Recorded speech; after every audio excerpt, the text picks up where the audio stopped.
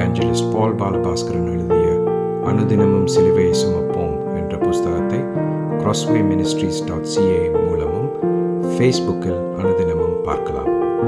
நிச்சயமாக இந்த வார்த்தைகள் உங்கள் ஆவிக்குரிய வாழ்க்கைக்கு உதவியாக இருக்கும் என்றும் நம்முடைய கர்த்தராகிய இயேசு கிறிஸ்துவையும் அவர் சிலுவையில் நிறைவேற்றியதையும் மகிமைப்படுத்தும் என்று நாம் நம்புகிறோம்.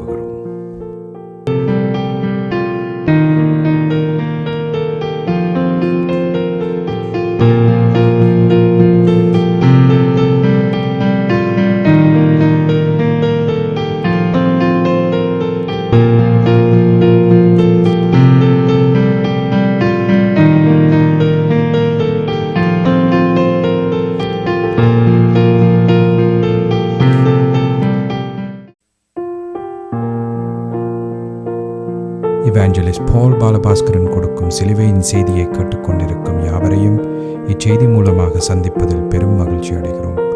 கர்த்தராகிய இயேசு கிறிஸ்துவனுடைய கிருபையும் தேவனுடைய அன்பும் பரிசுத்த ஆவியானவருடைய ஐக்கியமும் உங்கள் அனைவரோடும் கூட இருப்பதாக. ஆமென்.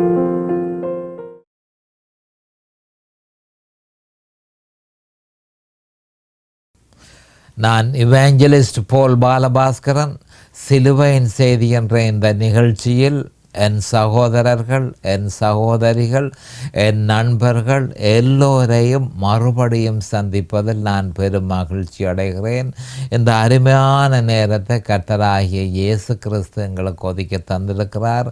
இந்த நேரத்தில் கர்த்தருடைய வேத வார்த்தைகளை உங்களோடு பகிர்ந்து கொள்வது எனக்கு மிகுந்த சந்தோஷத்தை அளிக்கிறது என்பதை நீங்கள் அறிந்து கொள்ள வேண்டும். கர்த்தருடைய வேத வார்த்தை என சொல்லப்படும் பொழுது அது எந்த காலத்திலும் சிலுவையில் அறையப்பட்ட இயேசு கிறிஸ்துவையே பிரகடனப்படுத்துகிறது என்ற உண்மையை நாம் தெளிவாக அறிந்து கொள்ள வேண்டும். கர்த்தருடைய வார்த்தையே ஜீவ அப்பம் என்பதை நாம் அறிந்து கொள்ள வேண்டும். அந்த ஜீவ அப்பத்தை நாம் புசிக்க வேணுமென்றும் கர்த்தராகிய ஆண்டவராகிய இயேசு கிறிஸ்துவனுடைய இரத்தத்தை நாம் குடிக்க வேணும் என்று சொல்லியும் யோவான் 6ஆம் அதிகாரத்தில் சொல்லப்பட்டிருக்கு. அப்போ அதனுடைய அர்த்தம் என்னென்று சொன்னால், இயேசு கிறிஸ்துவையும் அவர் சிலுவையில் செய்து முடித்ததை விசுவாசித்து அந்த விசுவாசத்தில் நிலைத்திருப்பானா, எந்த மனுஷனும் நிலைத்திருப்பானா இருந்தால் அவனுக்கு நித்திய ஜீவன் கொடுக்கப்படும் என்று சொல்லி ஆண்டவர் ஏற்கனவே வாக்குத்தத்தமாக யோவான் 6ஆம் அதிகாரத்தில் சொல்லியிருக்கிறார். நாம் இப்பொழுது வேத வார்த்தைக்கு போவோம். ரோமர் 8:33. தேவன் தெரிந்து கொண்டவர்கள் மேல் குற்றம் சாட்டுகிறவன் யார்? தேவனே அவர்களை நீதிமான்கள் ஆக்குகிறவர். அப்போ இந்த வேத வார்த்தைக்கு நான் தெரிந்து கொண்ட தலையங்கம், தேவன் தெரிந்து கொண்டவர்கள் மேல் குற்றம் சாட்டுகிறவன் யார்?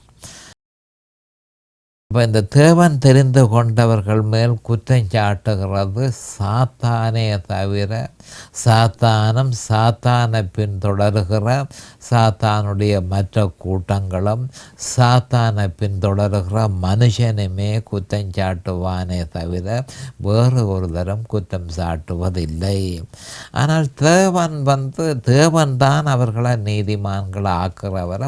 அப்போ தேவன் நீதிமான் ஆக்கினது ஒருவனாதல் கேள்வி கேட்கக்கூடாது. ஏனென்று சொன்னால் அவர் பரிபூரணமானவர், பரிபூரணமாகவே தன்னுடைய அலுவலை செய்து முடித்திருப்பார் என்று சொல்லி நாம் ஏற்றுக்கொள்ள வேண்டும்.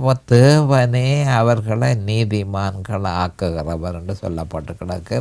நாம் இப்பொழுது இதை பற்றி இன்னும் விவரமாக அறிந்து கொள்வதற்கு ஏதுவாக ஜெபத்திற்கு கடந்து செல்லுவோம். அருமையானங்கள் பிதாவே, உமக்கு சோஸ்திரம். பரலோகத்தின் தேவனே, உமக்கு சோஸ்திரம். உம்முடைய குமாரன் இயேசு கிறிஸ்துவ பலியாக சிலுவையில் ஒப்பு கொடுத்து அவருடைய விலையேறப்பெற்ற இரத்தத்தினால நீர் எங்களை எல்லோரையும் மீட்டு கொண்டதற்காக என்றைக்கும் சோஸ்திரம் பிதாவே. பாவிகளாக இந்த பூலோகத்தில் பிறந்த எங்களை எல்லோரையும் தேவரீர் உம்முடைய குமாரன் என்றும் பாராமல் அவரை எங்களுக்காக பலியாக சிலுவையில் ஒப்பு கொடுத்து அவருடைய பரிசுத்த இரத்தத்தினால தேவரின் நீர் எங்களை மீட்டு கொண்டதும் அல்ல, எங்கள் எங்களுக்கும் பரமபிதாவுக்கும் இடையில் இருந்த பகைமையை கர்த்தராகிய ஆண்டவராகிய இயேசு கிறிஸ்துவனுடைய இரத்தத்தினால் முற்று முழுதுமாக தகர்த்து அவரோடு ஒப்புரவாக்கினதற்காக உமக்கண்டைக்கும் சோஸ்திரம். அது மட்டுமல்ல, எந்த நேரமும் துணிவாக அவருடைய கிருபாசனத்துக்கு போகக்கூடிய பாக்கியத்தையும் தேவரீர் எங்களுக்கு தந்தீர். அதற்காக இன்றைக்கும் சோஸ்திரம்.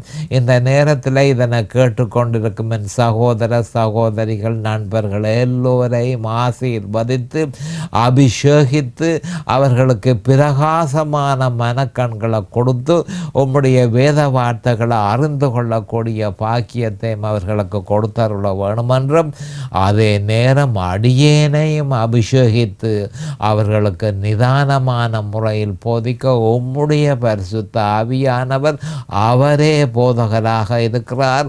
அவரே போதனையை செய்ய வேண்டும் என்று இயேசு கிறிஸ்துவின் நாமத்தினால் கேட்டுக்கொள்கிறேன் பிதாவே. ஆமேன் and amen and amen. Hallelujah, hallelujah, hallelujah, hallelujah. Thank you Jesus, thank you Jesus. அப்போ தேவன் தெரிந்து கொண்டவர்கள் மேல் குற்றஞ்சாட்டுகிறவன் யார்? தேவனே அவர்களை நீதிமான்கள் ஆக்குகிறவர். அப்போ இதை பற்றி நான் உங்களுக்கு கடந்த செய்தியில் நான் சொல்லியிருந்தேன். ஒரு மனுஷன் ரட்சிக்கப்பட்டவுடன் அவனுடைய பாவங்கள் யாவும் முற்று முழுவதுமாக மன்னிக்கப்பட்டு அவன் புது சிருஷ்டியாக இருக்கிறான் என்று சொல்லி 2 கொரிந்தியர் 5:17 சொல்லப்பட்டிருக்கிறது. பழையனவைகள் ஒளிந்தன, எல்லாம் புதிதாயின என்று சொல்லி 2 கொரிந்தியர் 5:17 சொல்லப்பட்டிருக்கிறது. அப்போ அவன் ஒரு புது சிருஷ்டியாக இருக்கிறான். பழையனவைகள் ஒன்றும் அவனுக்கு இல்லை என்றதை நாம் தெளிவாக அறிந்து கொள்ள வேண்டும். ஆனபடியினால அவனை சாத்தானோ அல்லது விழுந்து போன தேவதூதர்களோ அல்லது வானமண்டலத்தில் உள்ள பொல்லாத ஆவிகளோ இந்த அந்தகாரத்தின் லோகாதிபதிகளோ அதிகாரங்களோ யாராயிருந்தால் என்ன, சாத்தானை பின்பற்றுகிற மனுஷர்களாயிருந்தால் என்ன, எந்த மனுஷர்களும் தேவனுடைய இந்த மிகப்பெரிய மீட்பின் திட்டம் விசுவாசத்தின் மூலம் நியாயப்படுத்துதல், அதனை ஒருவரும் கேள்வி கேட்க முடியாது என்பதை நாம் அறிந்து கொள்ள வேண்டும். தேவன் கூட தான் நீதிமானன நியாயப்படுத்தினவனை மறுபடியும் குற்றவாளி என்று பிரகடனப்படுத்த முடியாது. நிரபராதியென தேவனுடைய நீதிமன்றத்தில் தீர்ப்பளிக்கப்பட்டவன குற்றவாளி என்று பரலோகத்தினால் மறுபடியும் பிரகடனப்படுத்த முடியாது. அப்போ இந்த நியாயப்படுத்துதல் ஒரு மனுஷனிலேயே தங்கி இருக்கிறது. அந்த மனுஷன் யார்?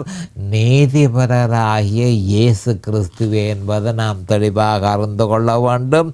அந்த நீதிபரரால் கவனமாக கேட்டுக்கொள்ளுங்கள். அந்த நீதிபரரால் நீதிமானென பிரகடனப்படுத்தப்பட்டவன் குற்றமற்றவனாகவும் ஆக்கின தீர்ப்புக்கு அப்பாற்பட்டவனாகவும், குற்றமற்றவனாகவும் ஆக்கின தீர்ப்புக்கு அப்பாற்பட்டவனாகவும் அவருக்குள் அவன் இருக்கிறான். அவனை யாரும் குற்றப்படுத்த முடியாது. கிறிஸ்துவுக்குள் இருக்கிற எந்த மனுஷனையும் எவரும் குற்றப்படுத்த முடியாதென்ற ஒரு உண்மையை நாம் அறிந்து கொள்ள வேண்டும். ஏன்? தேவனே அவனை நீதிமானாக்கினவர். ரோமர் 8:33 சொல்லப்பட்டிருக்கிறது. இப்படி இருக்க தேவன் தெரிந்து கொண்டவன் மீது குற்றஞ்சாட்டுகிறவன் யார்? கவனமாக கேட்டுக்கொள்ளுங்கள். அவனுடைய கடந்த கால, நிகழ்கால, வருங்கால பாவங்கள் யாவும் விசுவாசத்தின் மூலம் கர்த்தராகிய இயேசு கிறிஸ்துவின் விலையேறப்பெற்ற இரத்தத்தினால் முழுமையாக கழுவப்பட்டு துப்புரவாக்கப்பட்டிருக்கிறது. அப்போ சதா காலத்துக்கு உரிய பாவங்கள், கடந்த கால, நிகழ்கால, வருங்கால பாவங்கள் எல்லாம் அவனுடைய விசுவாசத்தின் நிமித்தம் கர்த்தராகிய இயேசு கிறிஸ்துவனுடைய இரத்தத்தினால முழுவதும் கழுவப்பட்டு அவன் துப்புரவாக்கப்பட்டிருக்கிறான் என்ற உண்மையை நாம் அறிந்து கொள்ள வேண்டும். ஆனபடியால் கிறிஸ்தவனுக்கு கடந்த காலம் இல்லை, அப்படியே பிசாசுக்கு வருங்காலமும் இல்லை என்பதை நாம் தெளிவாக அறிந்திருக்க வேண்டும். பிசாசுக்கு மோசமான காலம் இனிமேல் தான் வரப்போகிறது, இனிமேல் தான் மோசமான காலம் வரப்போகிறது என்பதை ஒவ்வொரு கிறிஸ்தவனும் அறிந்து கொள்வானாக, ஒவ்வொரு கிறிஸ்தவனும் அறிந்து கொள்வானாக. விசுவாசத்தின் மூலம் நீதிமானாக தேவனால பிரகடனப்படுத்தப்பட்டவன குற்றவாளி என கூறுவது தேவனை அவமதிப்பதாக கருதப்படும். அவருடைய குமாரன் இயேசு கிறிஸ்து சிலுவையில் நிறைவேற்றிய பாவ நிவர்த்திய, சிலுவையில் நிறைவேற்றிய பாவ நிவர்த்திய அற்பமாக கருதுவதாக கணிக்கப்படும். அப்போ ரெண்டு குற்றம், எந்த மனுஷன் வந்து அவரால் நீதிமானாக்கப்பட்டவரை குற்றம் காண்கிறானோ அவன் ரெண்டு பாவத்தை செய்கிறான். ஒன்று, விசுவாசத்தின் மூலம் நீதிமானென தேவனால் பிரகடனப்படுத்தப்பட்டவன குற்றவாளி என கூறுவது தேவனை அவமதிப்பதாக கருதப்படும். அவருடைய குமாரன் இயேசு கிறிஸ்து சிலுவையில் நிறைவேற்றிய பாவ நிவர்த்திய அற்பமாக கருதுவதாக கணிக்கப்படும். அவன் செய்த பாவங்கள் யாவும் நம்முடைய கர்த்தராகிய இயேசு கிறிஸ்து சிலுவையில் சிந்தின இரத்தத்தினால ஏற்கனவே கழுவப்பட்டு சுத்திகரிக்கப்பட்டிருக்கிறது மட்டுமல்ல, அவைகள் தேவனால் மன்னிக்கப்பட்டும் இருக்கிறது என்ற ஒரு உண்மையை நாம் அறிந்து கொள்ள வேண்டும். ஆனபடியால் தான் சங்கீதம் 103:12 தாவீது சொல்லுகிறான், மேற்குக்கும் கிழக்குக்கும் எவ்வளவு தூரமோ, மேற்குக்கும் கிழக்குக்கும் எவ்வளவு தூரமோ அவ்வளவு தூரமாய் அவர் நம்முடைய பாவங்களை நம்ம விட்டு விலக்கினார் என்று சொல்லி தாவீது சொல்லியிருக்கிறான். 103 சங்கீதம் 103:12 மீகா 7:19 நம்முடைய பாவங்களை எல்லாம் சமுத்திரத்தின் ஆழங்களில் போட்டு விடுவார் என்று சொல்லி மீகாவில் சொல்லப்பட்டு கிடக்கு. இப்படியே யோசுவா 4:9 சொல்லப்பட்டு கிடக்கு. லூக்கா 15:22-24 சொல்லப்பட்டிருக்கிறது. மன்னிக்கப்பட்ட குற்றம் திருப்பி ஞாபகத்துக்கு எடுத்துக்கொள்ளப்பட மாட்டாது, அது முழுதுமாக சமுத்திரத்தில் தள்ளப்பட்டது. அது மட்டுமல்ல, மேற்குக்கும் கிழக்குக்கும் எவ்வளவு தூரமோ அவ்வளவு தூரமாய் அந்த பாவம் நம்ம விட்டு விலக்கப்பட்டது என்று சொல்லப்பட்டிருக்கிறது. அப்போ கழுவப்பட்ட அந்த பாவத்தை மறுபடியும் கொண்டு வருபவன் பிசாசாகத்தான் இருக்க முடியும். பிசாசு காலாதி காலமாக இதனை செய்து வருகிறான். கவனமாக கேட்டுக்கொள்ளுங்கள். பிசாசு மனுஷனை சோதிக்கிறதற்கு காலாதி காலமாக இந்த விதமாக அவன் செய்த பாவங்கள் எல்லாவற்றையும் ஞாபகத்துக்கு கொண்டு வருகிறான். நீ கடந்த காலத்தில் இப்படி பாவம் செய்தாய், தற்பொழுது நீ இப்படி பாவம் செய்தாய், ஆனபடியால் உன்னுடைய பாவங்கள் ஒன்றும் மன்னிக்கப்படவில்லை என்று சொல்லி மனுஷனே என்ன மாதிரி என்று சொன்னால் அவனுக்கு அந்த தான் செய்த பாவங்களை ஞாபகத்துக்கு கொண்டு வந்து அவனை குற்றப்படுத்துறது சாத்தானுடைய முக்கியமான வேலை. அப்போ மனுஷன் அந்த குற்றப்படுத்துதலில் இருந்து தப்ப வேணுமா இருந்தால் அவன் அந்த சத்தியத்தை அறிந்திருக்க வேணும். தன்னுடைய பாவங்கள் சர்ச்சிக்கப்பட்டவுடன் மேற்குக்கும் கிழக்குக்கும் எவ்வளவு தூரமோ அவ்வளவு தூரமாய் எறியப்பட்டது, அவ்வளவு தூரமாய் அவர் நம்ம விட்டு விலக்கினார் என்று சொல்லி சாத்தானுடைய குற்றச்சாட்டை முற்று முழுவதுமாக நிராகரிக்க வேண்டும். முற்று முழுவதுமாக நிராகரிக்க வேண்டும். அப்போ நிராகரிக்கிறதற்கு சத்தியத்தை அறிய வேணும். ஆனபடியால் தான் யோவான் 8:32 சத்தியத்தை அறிவீர்கள், சத்தியம் உங்களை விடுதலை ஆக்கும். அந்த சத்தியத்தை அறிவீர்கள், அந்த சத்தியம் உங்களை விடுதலை ஆக்கும் என்று தெளிவாக சொல்லப்பட்டிருக்கிறது. அப்போ கழுவப்பட்டு தேவனால் விலக்கப்பட்ட பாவங்கள் எல்லாவற்றையும் பிசாசானவன் தான் மறுபடியும் கொண்டு வருவான் என்றதை அறிந்து கொள்ள வேண்டும். காலாதி காலமாக சாத்தான் இதனை செய்கிறான். ஆகையால் குறை கூறுவது தேவனுடைய கிருபைக்கும் இரக்கத்துக்கும் எதிராக மேற்கொள்ளும் அநீதி என சொல்லுவதே பொருத்தமாயிருக்கிறது. அப்போ நீதிமானென பிரகடனப்படுத்தப்பட்டவனுடைய பாவங்கள் மன்னிக்கப்பட்டது மட்டுமல்ல, பாவங்கள் முழுவதும் அவனிலிருந்து அகற்றப்பட்டும் இருக்கிறதே. இதோ உலகத்தின் பாவங்களை சுமந்து தீர்க்கிற தேவ ஆட்டுக்குட்டி என்று சொல்லி யோவான் 1:29 சொல்லப்பட்டு கிடக்கு. அப்போ அவர் உலகத்தின் பாவங்களை சுமந்து தீர்க்கிற தேவ ஆட்டுக்குட்டி, மனுஷனை விட்டு பாவங்களை விலக்கின தன்னுடைய பலியினால, தான் சிந்தின இரத்தத்தினால, தம்முடைய மரணத்தினால முற்று முழுதுமாக அப்புறப்படுத்தினார் என்ற உண்மையை நாம் தெளிவாக அறிந்திருக்க வேண்டும். ஆனபடியால் தேவனை பொறுத்த மட்டிலே ஒரு பாவத்தையும் அவர் அவனில் காணவில்லை.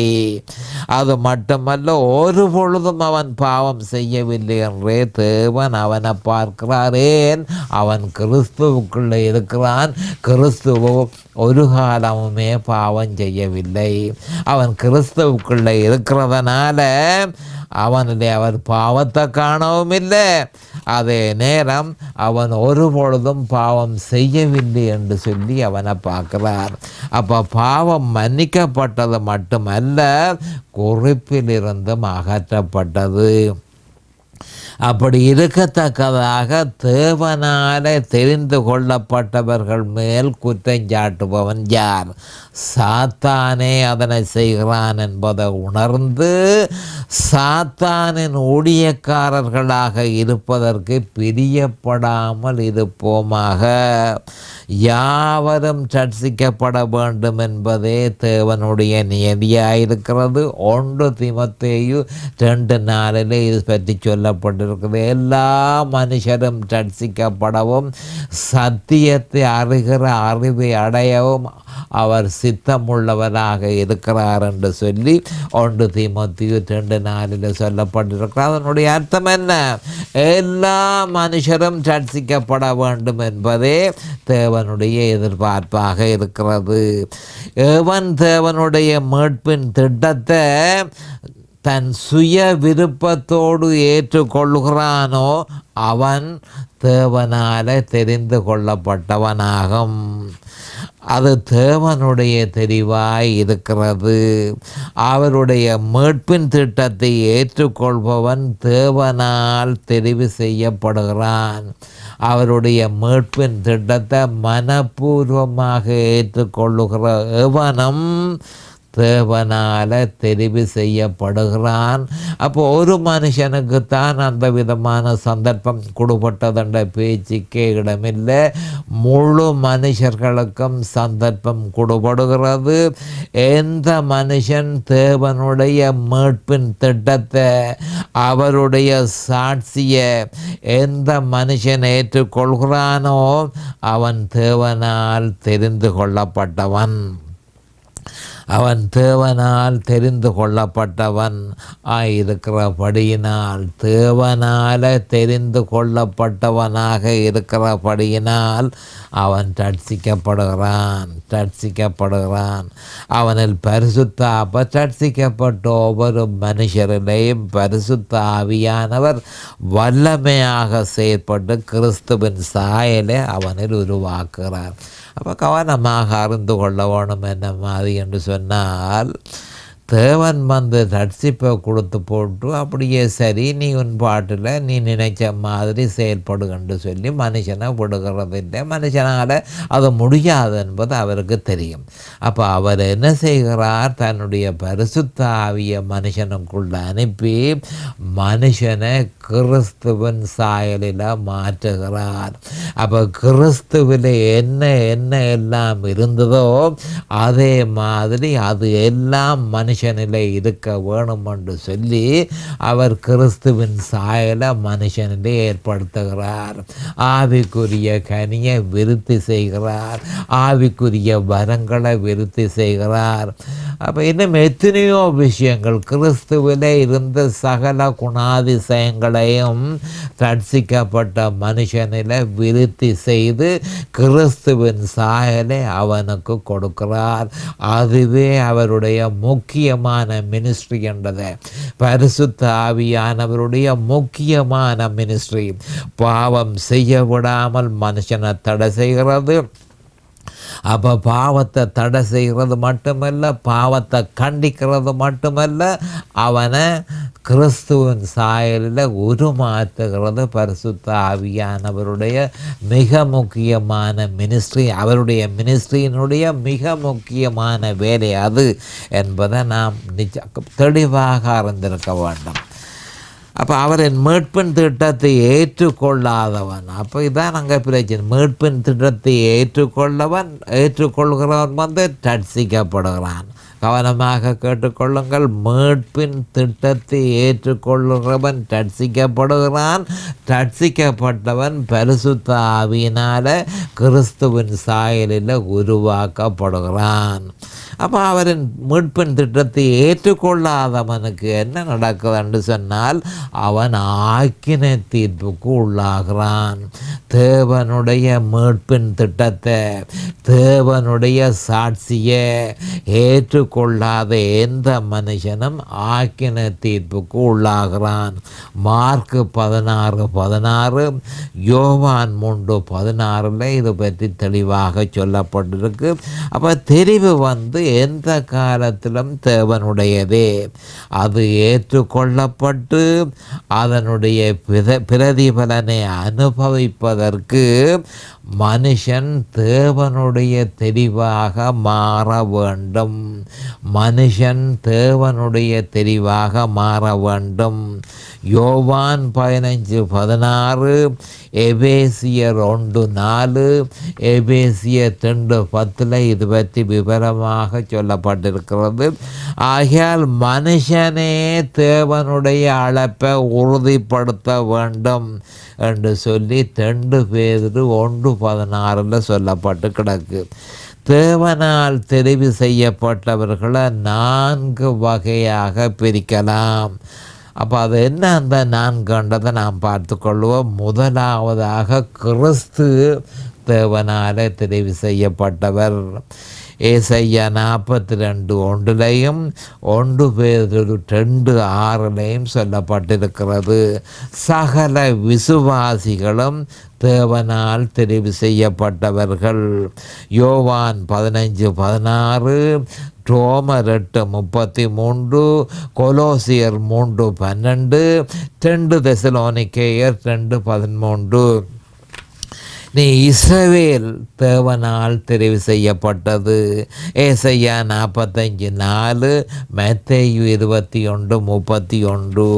தேவதூதர்கள் தேவனால் தெரிவு செய்யப்பட்டவர்கள். 1 தீமோத்தேயு 5:21. அப்போ தெரிவு செய்யப்பட்டவர்கள் யாரால் இருந்தால் என்ன, புறஜாதியாக இருந்தால் என்ன, யூதர்களாக இருந்தால் என்ன, அவர்கள் முற்று முழுவதும் தேவனால தெரிவு செய்யப்பட்டவர்கள். அவனை அந்த தெரிவு செய்யப்பட்ட மனுஷனை குற்றம் சாட்டுகிறவர்கள் யாரோ அவர்கள் தங்களுக்கு தாங்களே ஆக்கின தீர்ப்பை நியமிக்கிறார்கள் என்பதை நாம் அறிந்து கொள்ள வேண்டும். ஆயினும் தேவனுடைய தெரிவாக வருவதற்கு எல்லா மனுஷரும் அழைக்கப்பட்டிருக்கிறார்கள். ஒரு தப்பான உபதேசம் ஒன்று சில அநேகமான சபைகளில் நடைமுறையில் இருக்கிறது. ஒரு சில முன் குறிக்கப்பட்டவர்களைத்தான் அவர் தெரிந்து கொள்ளுவார், எல்லாரையும் அவர் தெரிந்து கொள்வதில்லை. அப்போ முன் குறிக்கப்பட்டவர்கள் என்று இருக்கிறார்கள், அவர்களைத்தான் தேவன் தெரிந்து கொள்ளுவார் என்று சொல்லி ஒரு பொய்யான உபதேசம் நடைமுறையில் இருக்கிறது. அப்படி அல்ல. தேவன் எல்லாருக்கும் முழு மனுஷ குலத்துக்கும் என்ன மாதிரி என்று சொன்னால் அழைப்பை விடுக்கிறார் என்றதை தெளிவாக வெளியில் சொல்லப்பட்டு கிடக்கு. 22ஆம் அதிகாரத்தில் நான் நினைக்கிறேன் 17ஆம் வசனம் என்று சொல்லி 17ஆம் வசனம், ஆவியும் மணவாட்டியும் வா என்கிறார்கள், கேட்கிறவனும் வா என்பானாக, தாகமாயிருக்கிறவன் வரக்கடவன், விருப்பமுள்ளவன். கவனமாக கேட்டுக்கொள்ளுங்கள், முன் குறித்தோர் அல்ல, விருப்பமுள்ளவன் ஜீவ தண்ணீரை இலவசமாக வாங்கி கொள்ள கடவன் என்று சொல்லப்பட்டிருக்கிறது. அப்போ எல்லாருமே அழைக்கப்பட்டிருக்கிறார்கள். தேவனுடைய தெரிவாவதற்கு எல்லா மனுஷரும் அழைக்கப்பட்டிருக்கிறார்கள். அவர்கள் விரும்பினால் அவர்களால் கூடும். விருப்பத்தை தெரிவிப்பார்களாக இருந்தால் பரலோகம் தன்னுடைய முழு பலத்தையும் பிரயோகித்து அவர்களை தேவனுடைய தெரிவாக மாற்றும் என்று சொல்லி மத்தேயு 11:28-30 சொல்லப்பட்டிருக்கிறது. யோவான் 6:37-38 சொல்லப்பட்டிருக்கிறது. 1 தீமோத்தேயு 2:4 சொல்லப்பட்டிருக்கிறது. மற்றது வெளி 22:17 சொல்லப்பட்டிருக்கிறது. கவனமாக பார்த்து கொள்ளுங்கள் என்ன மாதிரி என்று சொல்லிக்க. 1 தீமோத்தேயு 2 தீமோத்தேயு 4 1 தீமோத்தேயு 2:4 தான் சொல்லப்பட்டிருக்கிறது. அப்போ இந்த 4 வேத வாக்கியங்கள் மத்தேயு 11:28-30, யோவான் 6:37-38, 1 தீமோத்தேயு 2:4, வெளி 22:17, அதாவது மனுஷன் தன்னுடைய விருப்பத்தை தெரிவிப்பானாக இருந்தால் பரலோகம் முழு பலத்தையும் பாவித்து அவனை தேவனுடைய தெரிவாக மாற்றும் என்பதை நாம் தெளிவாக அறிந்து கொள்ள வேண்டும். ஆனபடியால் விசுவாசிகளாகிய நாம் இந்த விஷயத்தில் மிகுந்த ஜாக்கிரதையாக இருக்க வேண்டும் என்பதனை பற்றி பேதுரு அப்போஸ்தலர் மூலம் பரிசுத்த ஆவியானவர் 2 பேதுரு 1:10 ஆகையால் சகோதரரே, உங்கள் அழைப்பையும் தெரிந்து கொள்ளுதலையும் உறுதியாக்கும்படிக்கு ஜாக்கிரதையாயிருங்கள்.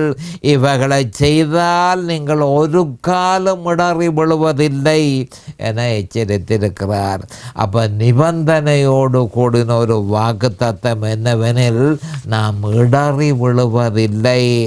சகோதரர்களே, நீங்கள் அழைக்கப்பட்டால், சகோதரர்களே நீங்கள் தெரிந்து கொள்ளப்பட்டால் அதை உறுதிப்படுத்துங்கள். உறுதிப்படுத்துவதில் ஜாக்கிரதையாக இருங்கள். அப்படி இருப்பீர்களாயிருந்தால் நீங்கள் இடறி விழுவதில்லை என்று சொல்லி பேதுரு அப்போஸ்தலர் தெளிவாக சொல்லியிருக்கிறார். அப்போ இவைகளை எப்படி செய்யலாம் என்பதனை, இதனை தொடர்ச்சியாக செய்வதற்கு இவைகளை எப்படி செய்யலாம் என்பதனை நம்முடைய கர்த்தராகிய இயேசு கிறிஸ்து லூக்கா 9:23 அப்போ இடறி விழாமல் இதனை நடைமுறைப்படுத்துவது அப்படி என்றதை லூக்கா 9:23 நம்முடைய ஆண்டவராகிய இயேசு கிறிஸ்து என்ன செய்ய வேணும் என்று சொல்லியிருக்கிறார். ஒருவன் என் பின்னே வர விரும்பினால் அவன் தன்னைத்தான் வெறுத்து தன் சிலுவையை அனுதினமும் எடுத்துக்கொண்டு என்னை பின்பற்ற கடவன் என்று சொல்லியிருக்கிறார். அப்போ லூக்கா 9:23 பரிசுத்த ஆவியானவர் அப்போஸ்தலர் மூலம் 2 கொரிந்தியர் 13:5 தெளிவுபடுத்தி இருக்கிறார்கள். அப்போ இவைகளை செய்யாவிடில் இடறி விழுவதை தவிர வேறு வழி இல்லை என்பதை லூக்கா 14:27 நம்முடைய ஆண்டவராகிய இயேசு கிறிஸ்து குறிப்பிட்டிருக்கிறார். இப்பொழுது நேரம் சமீபமாகிவிட்டது. அடுத்த செய்தியில் நான் உங்களை சந்திக்கும் வரை கர்த்தராகிய இயேசு கிறிஸ்துவின் நாமத்தினால் நான் உங்களை ஆசீர்வதிக்கிறேன். அவருடைய கிருபையும் அவருடைய இரக்கமும் உங்களுக்கு தாராளமாக கிடைப்பதாக இயேசுவின் நாமத்தில் பரிசுத்த பிதாவே. ஆமேன் அண்ட் ஆமேன் அண்ட் ஆமேன். இந்த சிலுவையின் செய்தியை கேட்பவர்கள் அதன் ஆவிக்குரிய பலனை பூரணமாக அடைய வேண்டும் என்பதே நம்முடைய பிரார்த்தனையாகும். தொலைபேசி மூலம் தொடர்பு கொள்ள விரும்புவோர் 647-465-1224 மூலமும், இமெயில் மூலம் தொடர்பு கொள்ள விரும்புவோர் paulbalabaskaran@gmail.com மூலமும் தொடர்பு கொள்ளலாம்.